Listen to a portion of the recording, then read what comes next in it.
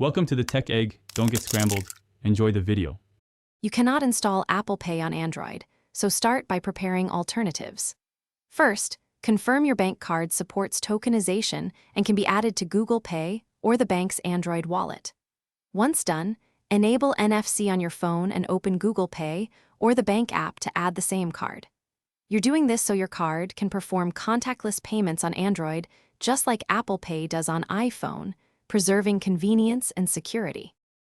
Now add the card into Google Pay or your issuer's wallet. Tap Add Card, scan or type the card number, then complete identity verification using SMS, an app push, or a temporary authorization charge. Once verified, set Google Pay as the default tap-to-pay method in Android settings so contactless reads the correct token. Test with a small purchase at a contactless terminal to confirm payment and receipt delivery. This replicates Apple. Finish by using your Android at the contactless reader and confirm the transaction via the phone notification and bank statement.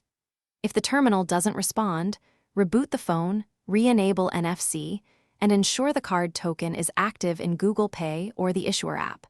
Sometimes re-adding the card fixes token issues. If a merchant explicitly requires Apple Pay, rare, use the physical card or an Apple device. This keeps you working around platform limits while preserving secure contactless payments. Thanks for watching. Consider subscribing if I helped unscramble your problems.